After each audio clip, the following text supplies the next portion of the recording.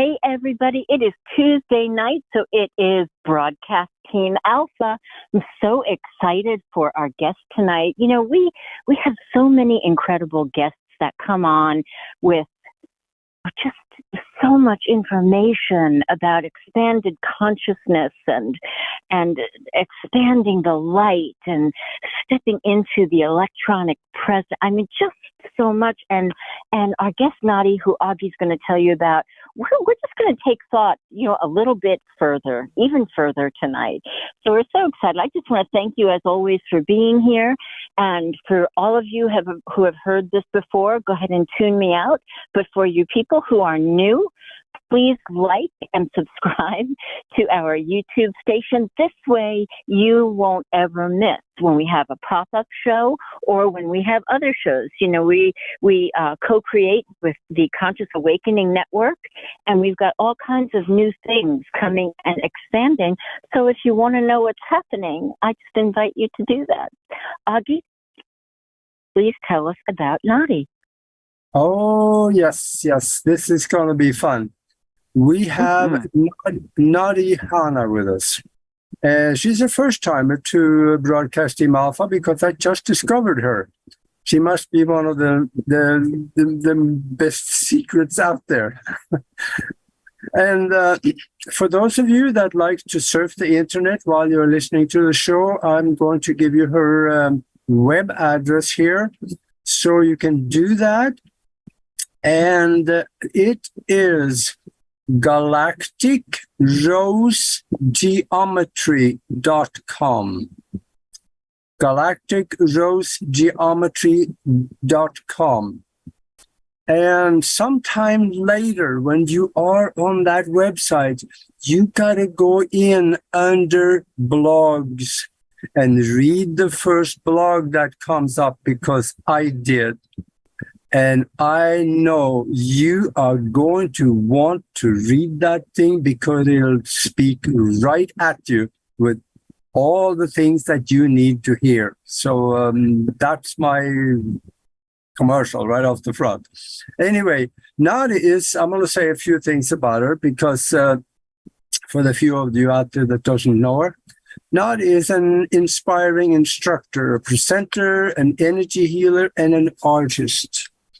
Her spiritual practices are dedicated to the expansion of our multidimensional consciousness.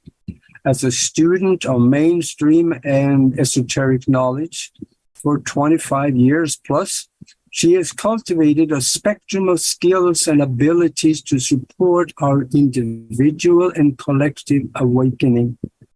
She's giving classes, individual lessons and sessions, and doing lectures and interviews and being a guest on shows like this one, and are totally committed to the evolutionary process of humanity by helping us to access our full potential and multidimensional being within us. And every one of us have one or two, because we are multidimensional, and that means more than one. So I don't want to spend all that much time. I want to hear from what Nadi has to say, and we're not that demanding. We just want to know a few things about crop circles, because you just came back from England, where you were observing crop circles and studying them and learning and talking to people about it. And there's a lot of things that stays in England and don't get communicated everywhere. So we just want to know a few details, minor ones, like who's doing it, why are they doing it, and what does it mean? Right, the basics, right? Welcome, Nadi. Welcome. Nothing serious. Yeah. It's all such a rabbit hole. I mean, once you start to pull at a thread of, what's happening in the fields of England, or so many things, so many areas of inquiry into our consciousness and our multidimensional nature, it's just never-ending fascination. So I'm excited to talk about everything. Thanks for having me here.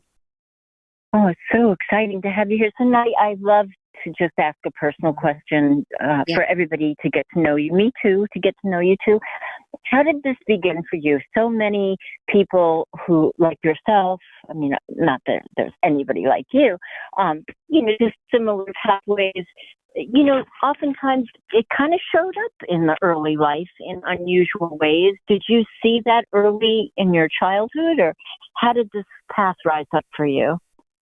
No, I was as regular as rain until, well, let me qualify that. I felt very, mainstream, living kind of a regular life until I was about 25. Somewhere in there, I had some sort of spiritual awakening, and I started on my path of inner work. And I started working with a meditation teacher, and, dove all the way in, went to live in an ashram, and I had like a daily practice. Wow. Very profound part of my life. I did a lot of healing work, and I spent a whole kind of like a lifetime earlier, about a dozen years ago. I was living in a world of meditation, inner work. I was a psychotherapist on an inpatient psychiatric unit at a very different level. Yeah, it was, it was intense, and it was wonderful. It was a really great training, for being able to hold a wide spectrum of experiences, Wow. I know it's a big wow. Sometimes it doesn't quite register that I did that, but I look back on that time, and I did not have I did not have the spiritual lens that I do have now. And so I knew that I was in sacred space with people in a transition, whether they wanted to die or had just tried or were in what, Western medicine would call medical medicine, what the Western model would call a psychotic episode, I'm so on the other side of the spectrum now where, that's some kind of shamanic awakening or an ability to navigate other worlds that our mainstream world simply doesn't know how to understand. And so we diagnose and medicate. And I never want to throw the baby out with the bathwater. Psychiatry and mental health does really serve a purpose. It does help, but it's too broad a net. And so it was limited for me. And I wanted to move towards more holistic practices, more like towards integration and, where I wanted to be in life.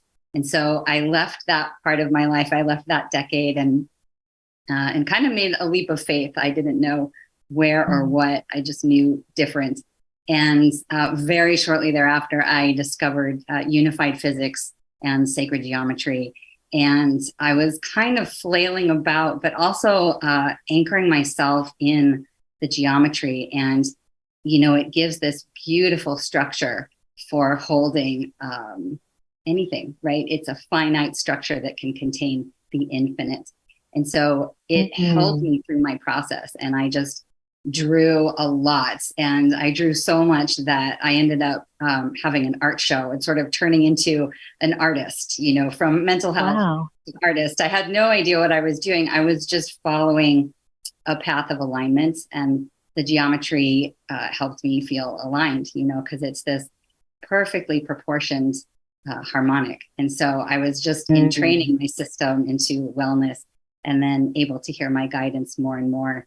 And then I had art installments, and then people saw the geometry, and then I needed to talk about it, and everybody wanted to learn about it. So I started teaching, and I started teaching how to draw it in colleges and lots of different classes. And this is an example of my art behind me. It really took me quite a while to grow into, and to expand into everything that, that I had to offer.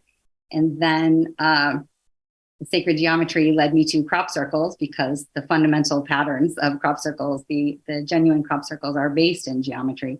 And then studying about crop circles led me to learn about advanced civilizations and circle makers. And then that led me to connecting with my off-planet self, my, multidimensional simultaneous selves, and learning about the hybridization program and my participation with it. I mean, it really just, I went full on into my expansion after leaping from a regular world. But The answer is I lived a pretty regular, understandable life. I took a leap of faith, and now I live a fairly fantastic and extraordinary life. And I'm really grateful to.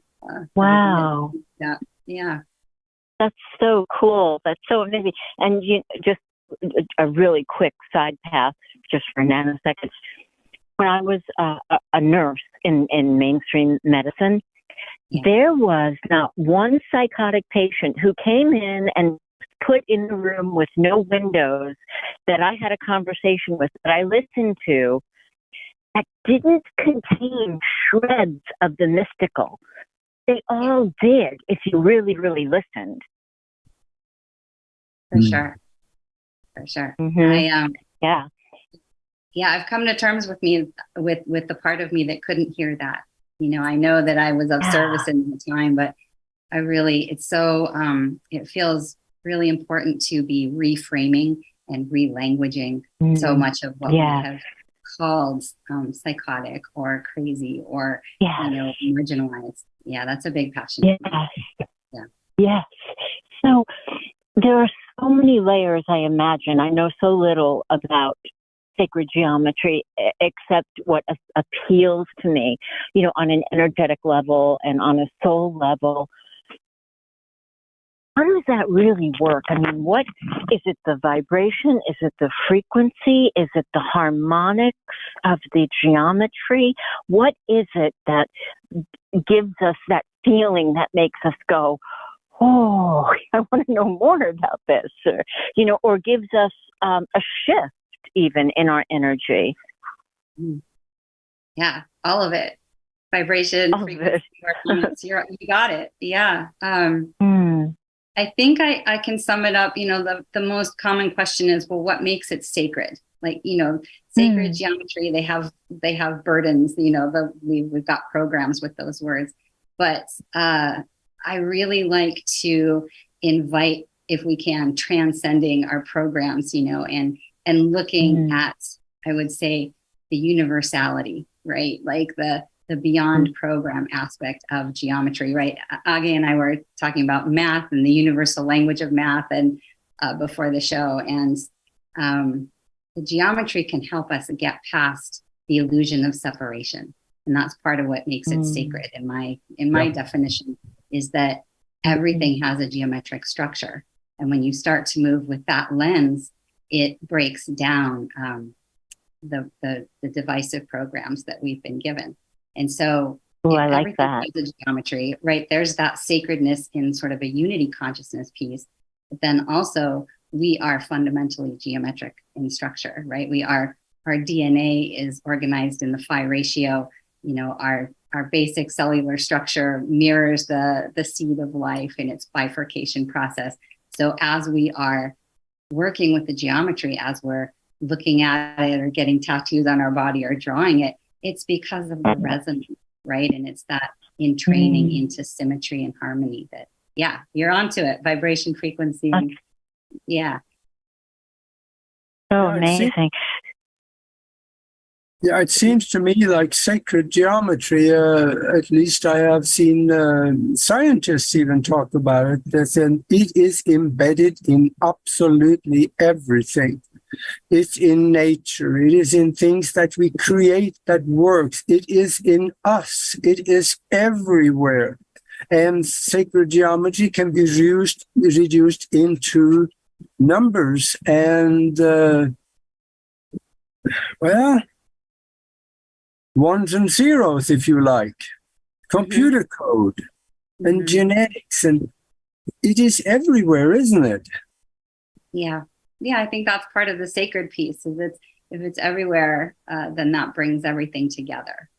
So we, as the sacred, I think when you tap into that harmony, right, that perfect alignment, the geometries are so beautifully proportioned, and they elicit a sense of balance, right? They elicit that resonance where we see arts or architecture, or we hear music that incorporates the ratios, the phi ratios, this infinite fractalizing sacred geometry. Like, we know it because we are it. We're drawn to it because it's our essence. And so it's this unifying principle.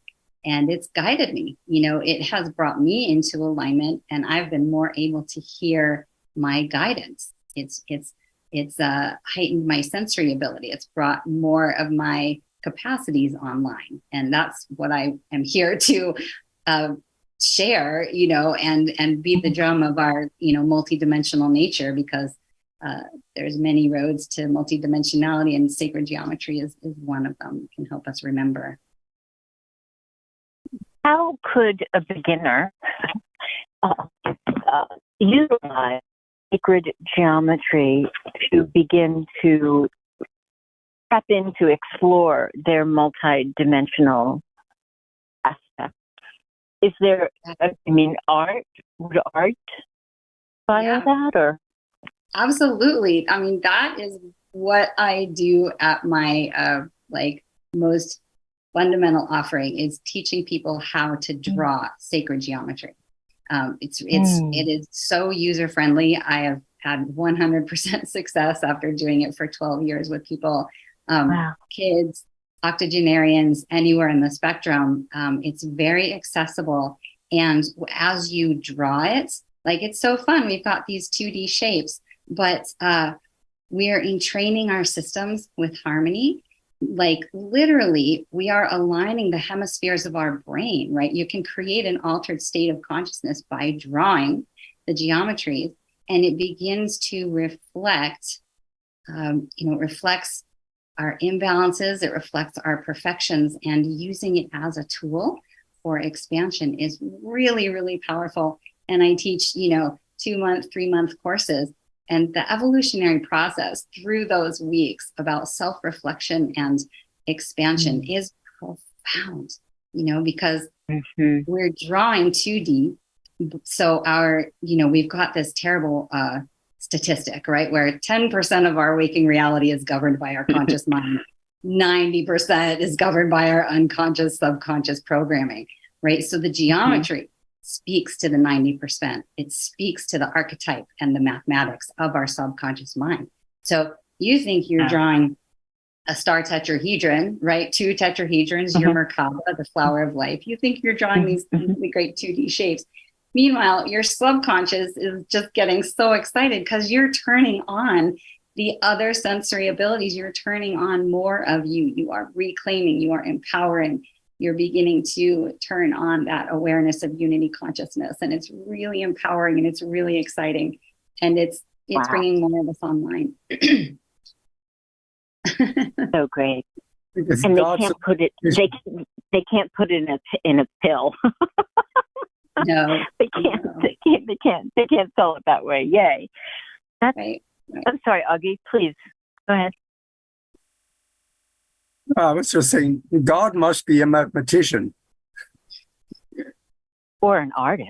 I mean, I don't know. Yeah. Math always used to freak me out. Very intimidating, and I've come to love it.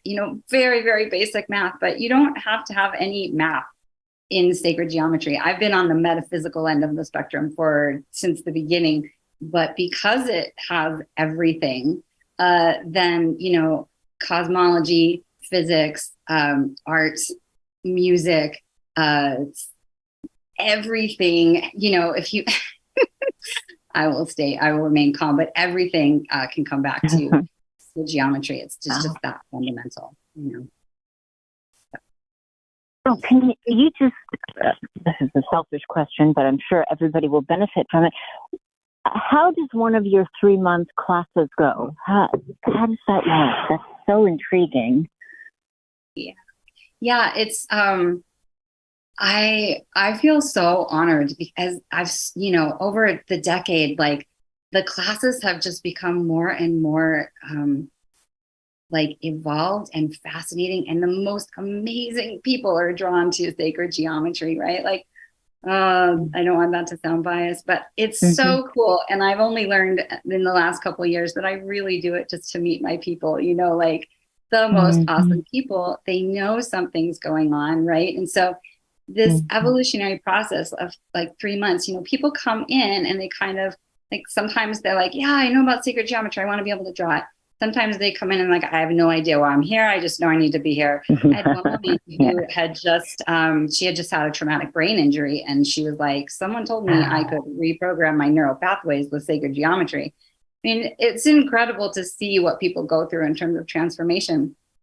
And so what's fun for me is, you know, at this point I have 18 years as a group facilitator, 18 years of experience, right? It's one of my passions because when we come together, we just validate each other so much. And especially, you know, some of us like fringy, more extraordinary folks that are moving with the advanced civilizations and the motherships and, you know, to come together, find our common ground and just remember how really remarkable we are. And so sacred geometry is usually attracting the extraordinary folks who know there's way more going on than what we've been told. And, you know, so it's group connection.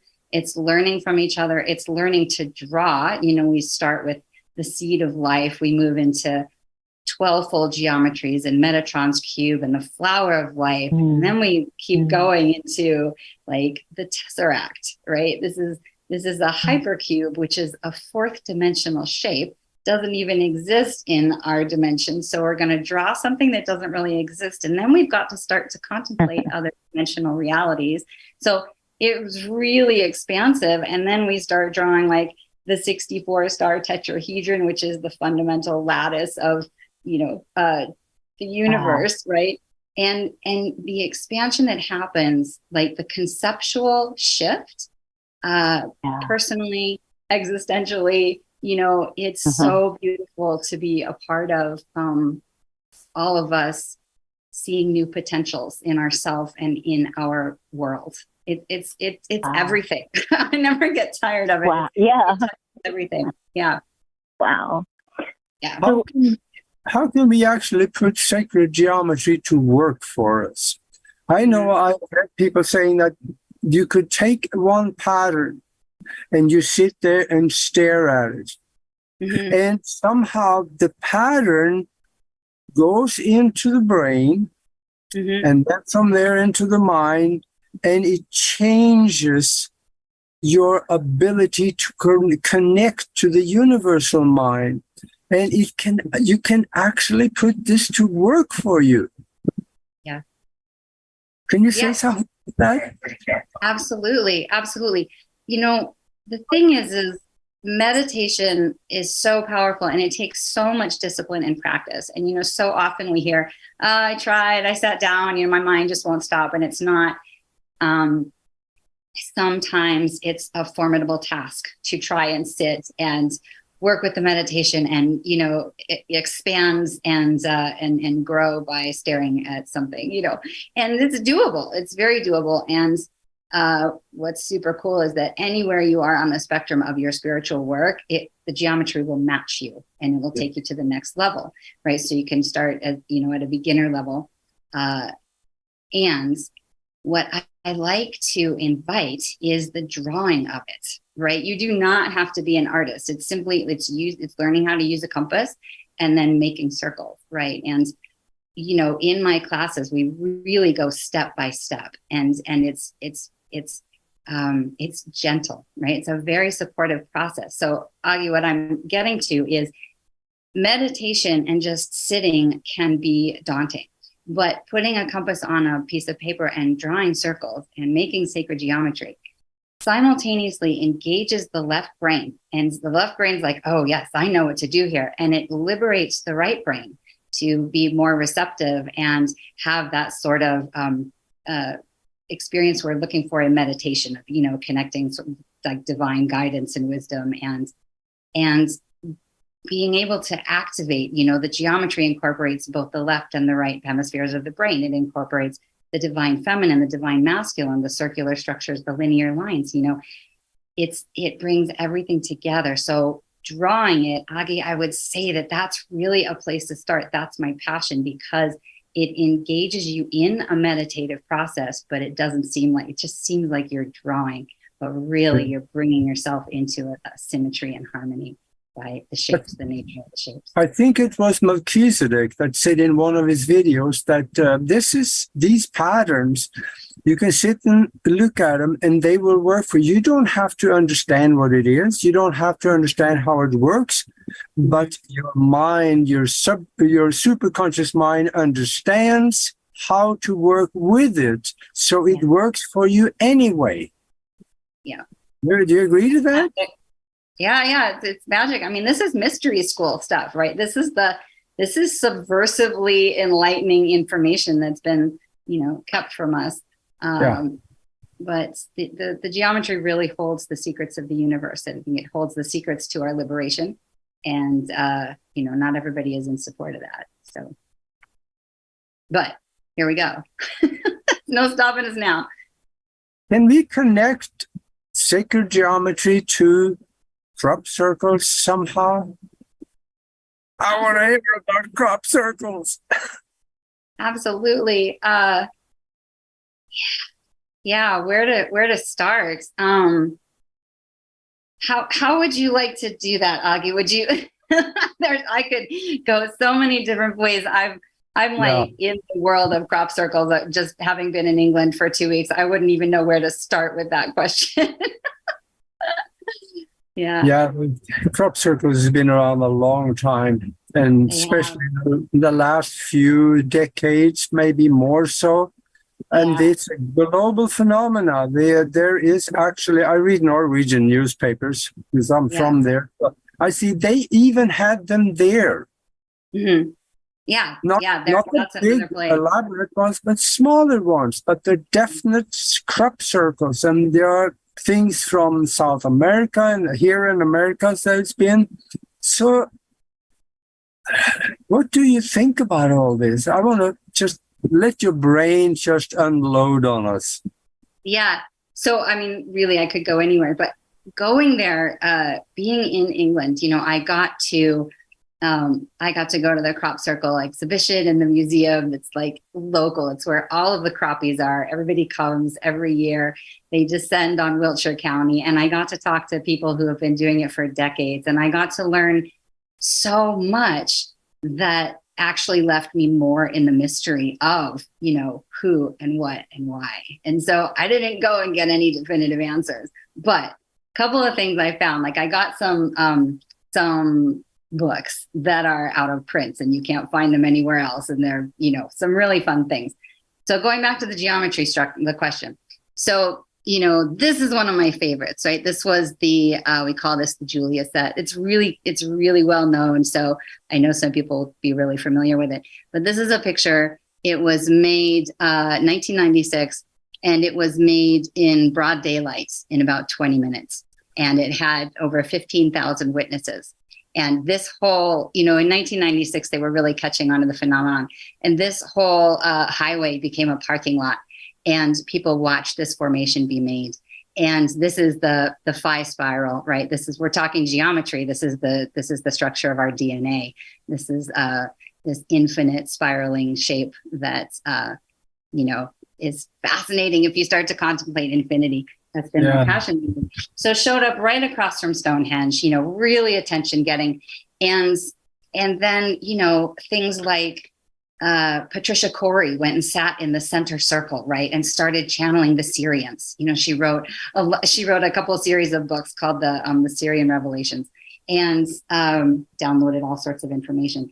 So that's one of thousands of examples of how geometry is woven into the formations.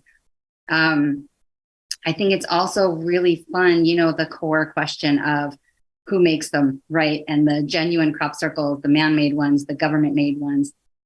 Usually the perfection of the geometry is a way to tell a man-made versus a genuine crop circle made by advanced civilizations and whatnot.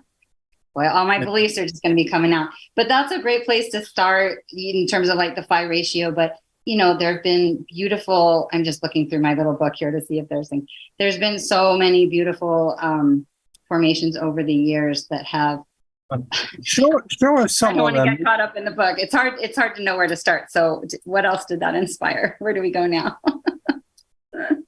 Yeah, show us some of the more elaborate ones also, because this is something that I think it was a few years back. There was two guys that came forward. The name were Doug and Dave, and they say, "Yeah, we're the ones doing it. You know, we have a board that we carry around, and they got a rope to it, and to get it symmetrical and stuff." And yeah, the media, they caught on to those guys, and they tried to buffalo everybody, but of course that didn't work.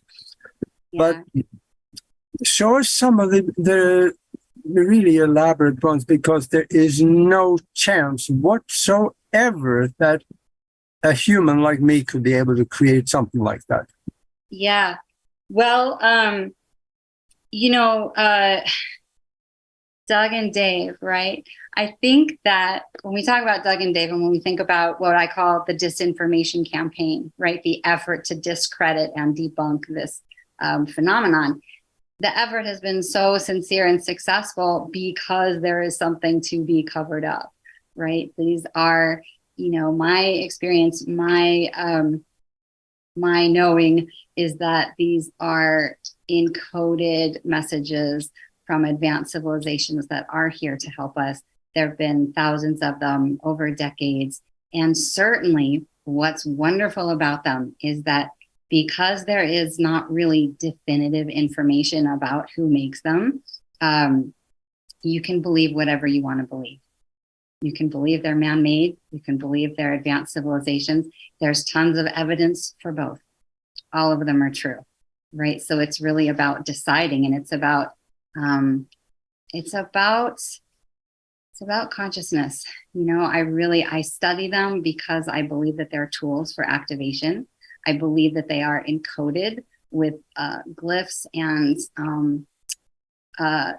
blueprints and codes that can activate our DNA, right? I'm all in. That's where I sit with them. And usually have a PowerPoint, right? This is what I do with my calls and classes on crop circles, but this is a book. They're so fun. So many of them. I only have a book of like the basics, but you can't possibly imagine how complex and amazing they are. I'm just, flipping through here.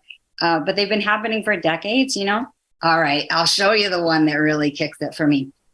Usually when I'm talking to people about the, who makes them, there's a couple of phenomenon that really get your wheels turning about who might be involved. And one of the things, it's called a ghost formation, right? So this is a formation, typically we call it the owl, right? Because it looks like an owl when you look at it from a little human mind. So this one was from 2009. So this was made in the fields. I actually went into this field when I was there. And then the image remained when it was harvested, right? So there's a little bit of curiosity that it was, it didn't disappear with the field. And then a snow dusting revealed it that winter, right? The pattern stayed there. But then typically with a ghost formation, the pattern will grow back with the next year's field, right? So this is springtime season in canola rapeseed oil fields. Yeah. And, they've researched them for decades. They've tried to come up with some lovely empirical data for us to study and legitimize the phenomenon. And the ghost formations where like the crystalline structure of the soil has been altered to recreate the patterns. It's just endlessly fascinating stuff. And, all of the really famous ones where, this is 409 circles, right? This was made in a driving rate in a summer storm. It was 4 hours of dark sky in the England solstice, and it was made on a hilltop plateau, and each circle rotates counterclockwise. The lay of the crop rotates one direction then the other, which kind of creates this like cog in the wheel effect. And we see it 2D, but Foster Gamble in his movie Thrive back in 2010, he made this wonderful animation of it being 3D, right? So we see these little 2D versions of what are, really amazing 3D and multi-D shapes, right? Oof. Tell me how deep you want to go. I can talk forever. Yeah. And another thing too about these circles is that it cannot be done by people, even if they had the sophistication to do it, because when people do it, they break the plant. Mm-hmm, mm-hmm. And the real crop circles, the plants are bent like they were microwaved or something, so they became soft when they laid down. Yeah. And the people over in England, I guess, understand that a lot better than what we do. Mm-hmm. Yeah. Well, it's different when you've been in them, which is part of why I went over to be in them, and the genuine crop circles, exactly, Aga, you have it. It's, there's a technology that heats up the plants, becomes, the plant becomes more malleable, but it keeps the plant alive in the field, right? Whereas man-made ones, they crumple and they break the stalks and the fields die. And, just all sorts of studies of, the germination rate of the seeds in the crops and the propagation, and the increased nutritional density. It's just lots of fascinating information. And, it's really legit. There are man-made ones. The government is involved. It is a fascinating study. And it really, my trip kind of brought up more questions than answers. And I'm really glad I went. But there's definitely, the whole spectrum of formations that have been witnessed to appear within 10, 20 minutes or sooner. And then there's like an electrostatic charge left in the field, or, we've begun to measure sonic frequencies that remain in the field after they're made, that create like a theta wave that then we have an altered state of consciousness in them, and, all sorts of contact experiences, or spontaneous healings or remissions, or astral travel. These are the experiences that are non-local, advanced technology that I think are here to help us, activate. So Nadi, yeah. Can you hear me? I'm so sorry. I'm on a phone, guys. So sorry. Can you hear me? Yeah. Yes. Yeah. Now we can. Okay. Perfect. Okay, Nadi, I am so curious about your personal experience with the crop circles and or sacred geometry regarding your activation and meeting your galactic family or contact or understanding that, or any version of that. Yeah, all of it. So I took that leap of faith 12 years ago. And one of the first things I came across, I was living back east. I'm from the Northwest. I was living back east. I came back to the West Coast and I discovered the festival culture, right? Conscious music festivals. And I went to one, and there was a crop circle booth, right? He was selling like pendants like this with crop circles that had been made. And I could not leave the booth. I was there for like the whole festival. And the guy was like, "This is really strange. I swear I don't do this, but do you want to come with me and sell these? Like, do you want to join the vending crop circles crew?" And I did. And I went around and sold them for a little while, not a long time, like just a couple of weeks beyond that. I just wanted to be around them. Had no idea what was happening. It was compulsory. I was like, it was an activation. And then I went about my way and promptly forgot about that for 7 years until I saw one. And like the switch was just flipped. And it was like Richard Dreyfuss in Close Encounters of the Third Kind. He's just completely obsessed with, Devil's Tower, because he knows that that's where the contact will be, but he doesn't know. And it was the same for me. I was drawing them.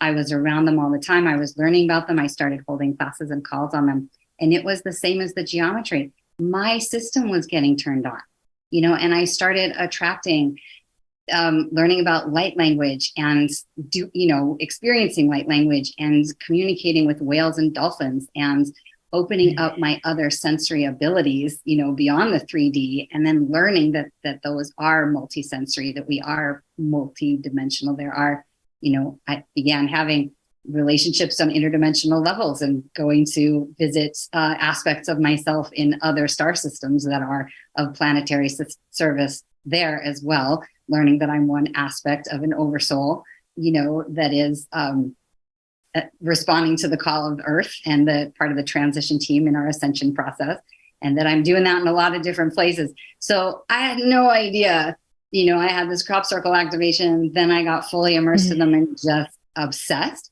And it came in waves. Like I would get super obsessed and surround myself with them, making montages and watching them and just having an amazing synchronicities. And then it would, go quiet for a little while and I would just be integrating. But watching the evolution as related to the circles and my connection to them was awesome. Wow.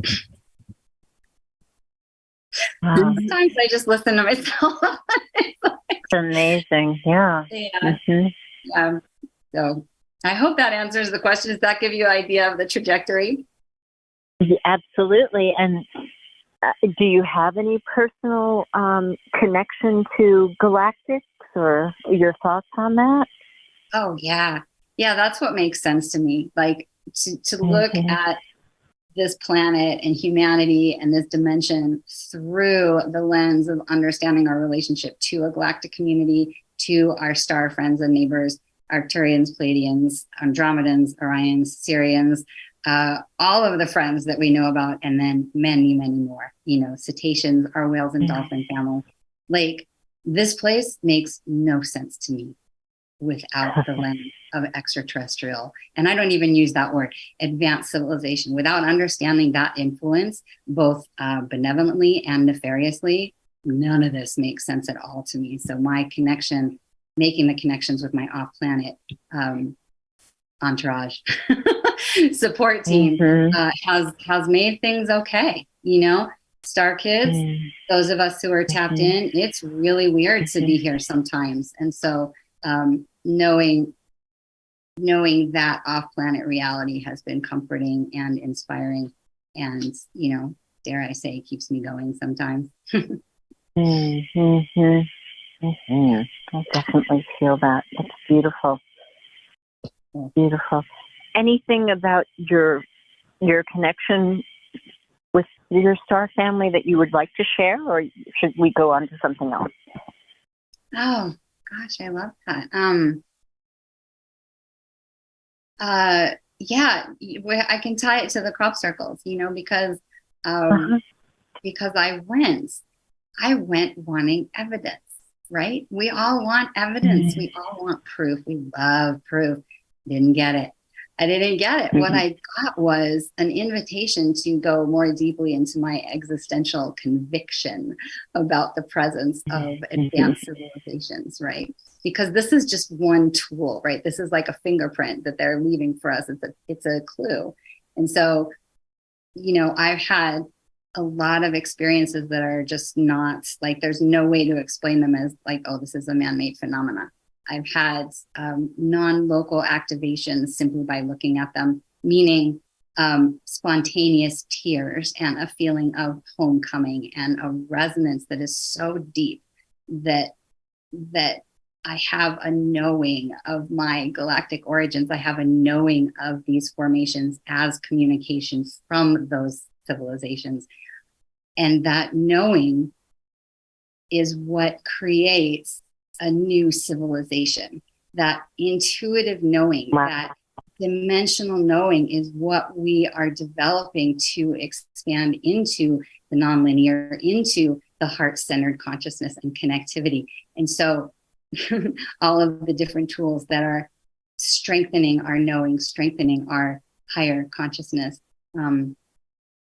that's where we're going, is moving towards that, right? And so I went wanting confirmation, external confirmation, and I had to just go more deeply into the internal knowing. And okay, cosmic giggle, but that's what happens. Is I'm actually more sure about these supernatural and phenomenal benevolent aspects of the formation. This is the one I got to sit in. This one was made was made the day I arrived, and I got to sit in it the day after. And it was tremendous. It's 9-fold geometry, so you've got 3 rings of 9, and 9 always reduces to 9. And if you look at the mysteries of 3, 6, and 9, just like Tesla encouraged us to do, you really can find a lot of keys to understanding the universe.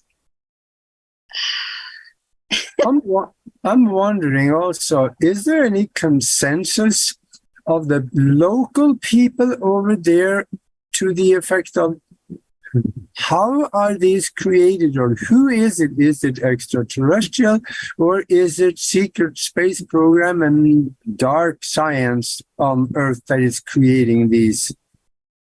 What do they think over there, local people? Yeah, all of it. They think all of that, right? There's truth to a good solid psyop, right? A nice psychological operative and the government involvement. There's truth to man-made ones, people who just want to participate in the hoaxing phenomenon. And there's truth to the genuine advanced technologies that are involved in creating the formations, right? So it's all of it. It's fascinating. And over there, the locals, it's a whole range. You know, you have a bunch of people that have been there for decades, a bunch of people that come from around the world during the season to be with the crop circles. And there's the whole, you know, farmers versus croppies. And, you know, we could speculate that even humans that create them in the fields have larger soul contracts to participate in making formations that, you know, activate our consciousness. Like, we're looking at it from afar. We don't know man-made, genuine-made, unless we use our intuition to feel into it. And one woman that I really resonate with how she interprets those circles, her name is Judith Moore, and she wrote a book with Barbara Lamb, one of my most favorite people. And Judith channels an entity called Leolin, who is a keeper of the records of Ra, right? Big time information source. And she's a channel. You know, we always have to take that with a grain of salt, human consciousness involved. But she, Agi, exactly, you know, the planetary consciousness is involved, the actual plants, the consciousness of the plants, you know, the collective consciousness. She has received information that all of this is involved in making the formation, right? That it is the collective of humanity that is calling for this information, that it is benevolent civilizations here to help us. And that because it's a higher technology, when they are made with any kind of nefarious intent, when that is encoded somehow, that there are, you know, there is the ability to change and manipulate that energetic into one that is positive, right? So it's the whole spectrum. People have uncomfortable negative experiences in them. People have life-changing, you know, activations. And this is why it caused me existential abyss, right? It just threw me back into the, like, oh my God, what is going on? And you can answer in any which way that's right for you, and it's going to be true. So you got to decide. You will find evidence for anything, right? And that's like life, right? It's like, choose your beliefs, right? And my belief is that this is evidence of benevolent civilizations here to help us. I've had that physical, non-physical, non-linear experience of transformation myself, and I can really get how people would want to dismiss things like that by being man-made. Mm-hmm. How do you think they can help? How do you think? What's that? Can you say it again? You broke up.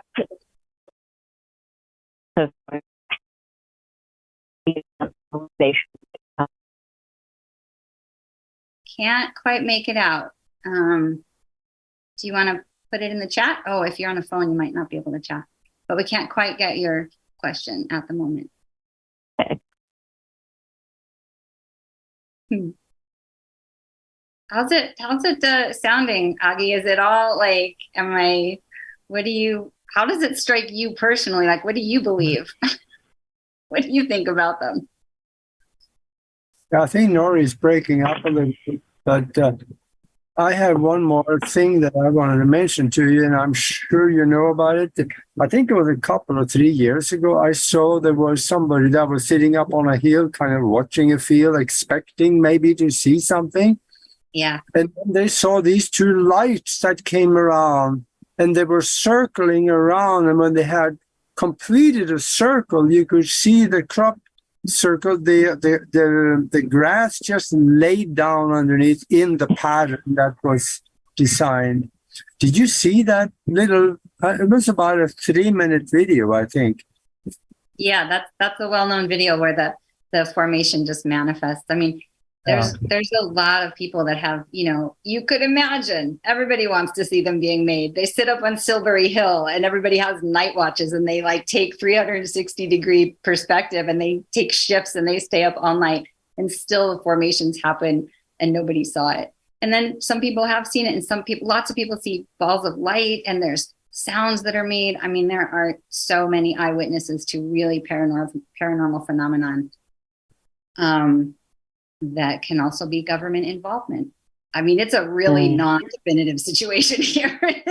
So yeah, there's evidence. For that video, I'm giving it a 95% chance. That is of an extraterrestrial origin. Awesome. Yeah, it's out there. It's true. I think so. Yeah. Can you hear me now? Yes. Yeah. Yay. Okay. So, Nadi, back to the advanced civilizations, you said that you believe that they're here to help us. How can they help us? Through our individual consciousness, through our collective consciousness, or a way that I haven't even thought about? What do you think? Yeah, all of the above, right? Individual consciousness, collective consciousness. I think individual, I believe that crop circles are one avenue, sacred geometry is one avenue, meditation, light language, arts. I mean, all of the pathways to enlightenment, so to speak, all of the ways that we are calling for to access the more of us that we are. Hang on, my language is going a little wonky here. There are so many different paths to God, right? And so in terms of benevolent civilizations, they are they're one pathway. And I really believe that they have the ability to expose us to a more unity consciousness experience, right? Where we can understand the interconnectivity of everything. And if you really get that at a cellular level, you're going to live differently. You're going to understand how much waste you produce. You're going to understand the programs of division that are illusions. You're going to understand how important it is to really love deeply and extend kindness to each other. And that level of advanced perspective of understanding love, how important love is everything. And so I believe that of the higher consciousness beings, that is the message that permeates individual contact, collective contact. I think transformation will be through our increased connectivity to loving each other, loving the planet. So that's kind of my answer, even though I don't really know if that was an answer. I love that answer. I love that answer. And for people who are new to this, people who are raising their eyebrow now going, what is all this? An entry level step that we can all make, whether we're new or we're not new to this, is to really step into love. That really is where everything begins and expands from. And even if we don't know what all this is, it's so big to try and wrap our brains around tonight. And the trick is to not use your brain, right? But to begin to wade into, the frequency of love on every level, right? I mean, even just in our everyday conversations, that's going to lead us to another path that's going to rise up to meet us, and then another one, and then other things become expansive and unfold. Yeah, exactly. That's the way. Yeah. So beautiful. And I think a big part of it is, I used to love Abraham. I mean, I still do, but I was in a full immersion mode with Abraham Hicks. And they have a practice, they say go general, right? Like we can't get into love right away when we're like steeped in the fear programming of mainstream media, the ripples of fear permeate everything. And so, simply trying to mitigate the fear at first, I think is like the good first steps. We know about turning our TVs off and this whole thing. But stepping into more neutrality is a really great first step, by moving away from the fear. And then in that neutrality, we start to attract more, I want to say, high vibrational. What do I want to say? In that neutrality is the spaciousness to choose. And when we choose, we organically choose connectivity. And so just creating that spaciousness to make the choice versus being bombarded with what we should feel and believe, that's a huge step, and takes a little bit of pressure off of things. And then that choice point is so much more powerful.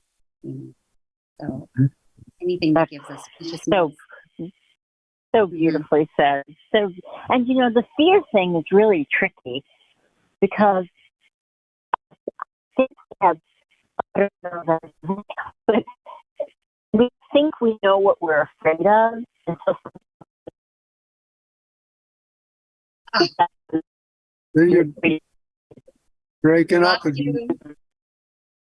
We lost you after we think we know what we're afraid of. Okay.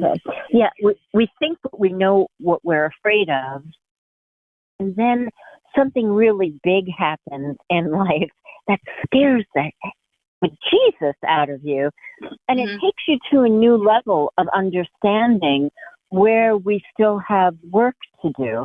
Do you have anything that you could share for people who are just beginning to understand that they do have fears and they're wading into, releasing their fears? I'm sure your art, would be a beautiful medication, if you will, for them. But yeah, what do you think? Well, what popped in, so I hope I heard the question in terms of, I just want to make sure I got the question right. What's a first step that people can take when they're, making transitions? Did I get that right? That would be perfect. Absolutely. Yeah. It's interesting because I had a thought and then I was like, oh, I don't know if that's useful. So I would say the first thought is the one that I swear is my mantra, and it'll sound so silly, but part of creating space in our psyche is removing or taking a step back from critical voices, right? We are so hard on ourselves. We are mean. We are meaner to ourselves than we would ever be to anybody else. And it's a program that keeps us down. And one of the things, literally, I walk around telling myself what a good job I'm doing. It sounds so silly, but the thing is no matter what you're doing, you showed up. And you can start with that. You're on this planet, and it takes so much every day to be here. And so by saying you're doing a good job to yourself a lot, it honors how much it takes to be here. There is so much that's taken for granted. We live with so much stress and pain. And so just showing up is such a victory. Like, I could look at anybody and find the places where they're doing a good job. And I look for the places where I'm doing a good job in my life because it pivots me into more lightness. It pivots me into appreciation. Then I can find some gratitude. And gratitude is really the game changer, is to be able to find what's here and working for us. There you go. I got myself to our answer. Gratitude is the key. If you can find the smallest thing, that's the one. Yeah, that's the game changer, gratitude. And we're doing a really good job. Thank you. That's so beautiful. Thank I you. see we're getting down towards the end of the show here, but let people know how they can get a hold of you, because you do more than talk about drop circles. You're a yoga instructor, a meditation teacher, you do Reiki, healing, and you teach us, so you do light language. Mhm. And let them know how they can find you and maybe have a discussion with you and get in touch. We'd love to have a discussion about all of those things. Yeah. So you can fill out the contact form at my website, and that's, as you said in the beginning, it's Galactic Rose Geometry. And I also have a bunch of videos up on my YouTube channel, which is also, I think, Galactic Rose. And then one of the things that's just always available is I have an 8-module course. That's that course that we were talking about before, all of the different steps of learning. You can find that at Star Family Wisdom, and that is Jenna Layden's platform. It's a wonderful website, all sorts of support for experiencers that are coming into understanding their contact experiences. So Star Family Wisdom has my online sacred geometry drawing class. I give you the information about what you're learning and drawing, and then I also give you instruction on how to do it. We do it together, and then there's PDFs and steps and all of that fun stuff. And then, presentations locally. I do energy work locally. We do light language out on the rocks in Sedona. I feel really blessed to be able to be here and participate in, activation circles and ceremonies. And yeah, let's talk, let's get together. I am here of service. I am here to support. And I'm going to be able to tell you where you're doing a good job. Nadi, my life has been made better just by having this conversation with you tonight. Thank you so much for sharing, your light and your wisdom and all that you've shared with us. It's so grateful. Thank you so much. Wow, thank you so much. Yeah, I feel super uplifted too. I really appreciate that's all. It's just about talking about these good things together, right? So what you all are doing on the platform and bringing everyone to, uplift each other. I'm so honored to be a part of what you're doing. So thank you so much. Yeah, and for the listeners out there, go to her website, galacticrosegeometry.com, and like I did, read that blog. I don't even remember, Augie. I don't even remember what's in the blog. I think it dates back over a year or something, but it was so good. And I have a favorite question that I would love to ask you. Oh boy. Very personal one. And that is, if you could talk to the whole world and the world is listening, what would you tell them? Well, the whole world, that's a vast expanse of potential, isn't it? I would say my motto is, you're not crazy, you're extraordinary. Right? Now, there's one caveat. If you are a crazy driver, you're not an extraordinary driver. There's a few places where it doesn't exchange equally, but those of us who have been told that we're crazy or have internalized that message and believe that we're crazy, maybe you're extraordinary. Maybe, just maybe, and you haven't been told that. So that's the one thing I like to say to people is, maybe you're not crazy, maybe you're actually extraordinary. Yep. I am sure there's a lot of people sitting in asylums that has been talking about stuff that I've been talking about, and that's why they ended up there. Yeah, painful aspect of this dimension for sure. Yeah. Yeah. Well, thank you very much for being with us. This was lovely. Wonderful. Thank you, Augie. Thank you both so much. And everyone listening, it's really so fun to talk about these things. Thank you. Thank you. And we'd love to have you back on sometime and have another discussion. There's so much more to talk about. Always. Yeah. Yes. Yeah, great. Thank you. Thank you. Thank you so much.